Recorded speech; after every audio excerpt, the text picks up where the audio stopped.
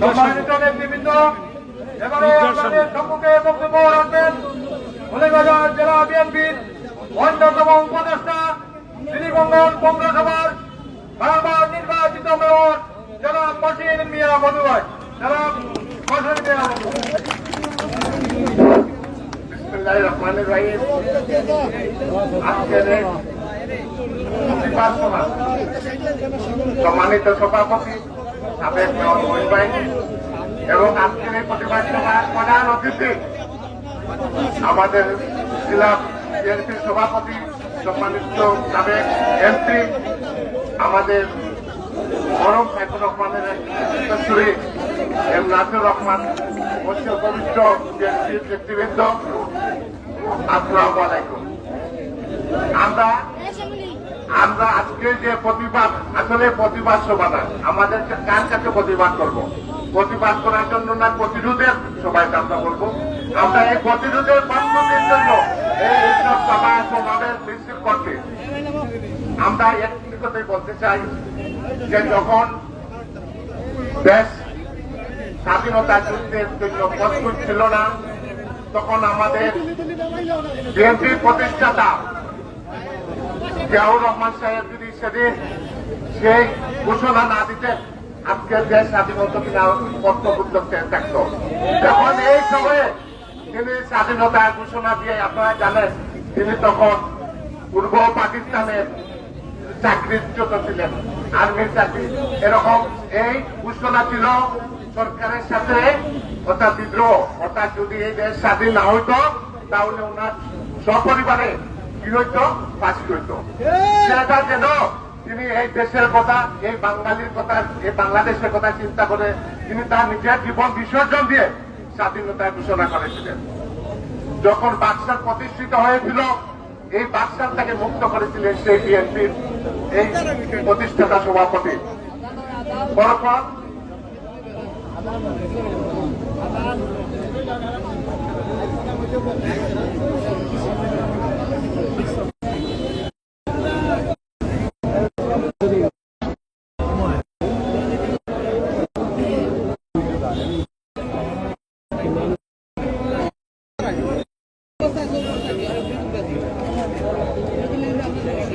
যখন ওই বাংলাদেশ সংকট পড়েছে, বাংলাদেশ সংকটের মুখে পড়ছে, তখন ওই বিএনপির নেতৃত্বে বিভিন্ন সময় গণতন্ত্র ফিরে আসছে।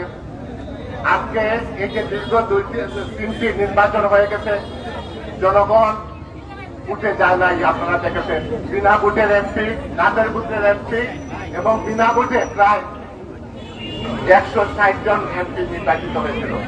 অর্থাৎ জনগণ তো আমাদের সাথে আছে, এটা তো তার প্রমাণ।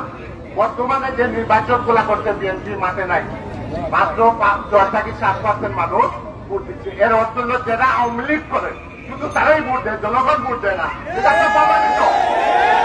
এত কিছু প্রমাণের পরে আমরা এত কিছু বুঝি না যে গণতন্ত্র বলতে বিএনপি ক্ষমতা যাওয়ার আন্দোলন না, এটা জনগণের আন্দোলন। আমরা কি বলতেছি যে আমরা বলতেছি একটা নিরপেক্ষ নির্দলীয় সরকারের অধীনে নির্বাচন, অর্থাৎ যা সে দিবে, কাকে বানাবে সেটা জনগণ যাবে। এর পক্ষে যারা আছে, গণতন্ত্রের পক্ষে যারা আছে, এরা আমরা স্বাগত চাই। আর গণতন্ত্রের পক্ষে যারা থাকুক, দেশি বিদেশি যাই হোক, এটা সরকারি কর্মকর্তা হইতে পারে, পুলিশ বাহিনী হইতে পারে, যে কোনো বাহিনী হইতে পারে, এরা বাংলাদেশি যারা গণতন্ত্রের পক্ষে আছে, গণতন্ত্রের ভোট চায়, কোনো দরকার নাই। আমেরিকা কি বলেছে? আমরা কোনো দলকে সমর্থন করি না, আমরা চাই বাংলাদেশ এবং বাংলাদেশের জনগণের ভোটের অধিকার। আমাদের একই সুরের কথা, আমরা চাই বাংলাদেশ এবং বাংলাদেশের গণতন্ত্রের অধিকার। এটা করার জন্য আপনারা কখনো আশা করেন না। আচ্ছা, এখানে যারা আছেন আওয়ামী লীগের বাইরে বলেন তো, নিরপেক্ষ ইলেকশন যদি হয়, আওয়ামী লীগ ক্ষমতায় যেতে পারবে না। 10টা না 20টা সিটের বাইরে তখন ক্ষমতায় যাবে না। তখন আওয়ামী লীগের যে মানুষকে অনাচার, অত্যাচার, লুটপাট চুটু আছে, এটা দায়িত্ব আপনারা দিবেন, তারা ছাড়ি দিব, আপনারা গণতন্ত্র দিয়া দিব আর নিরপেক্ষ নির্বাচন দিব। এটা তো আমিও এটা চাবো না। ওটা কেমন মতো কেমন মতো, ওটা যে ধ্বংস তাদের এমনি সহজে যে প্রতিবাদ, অমুক তমুক, আমরা মানববন্ধন দিবে। আজকে দেখেন যখন এই বিচার নীতি আসছে, তখন দেখা যায় পুলিশও আমরা জমিও করে, আর্মি কি বলে, র্যাব আমাকে জমিও দিয়ে কোনো অনুষ্ঠান নাই। কিসে?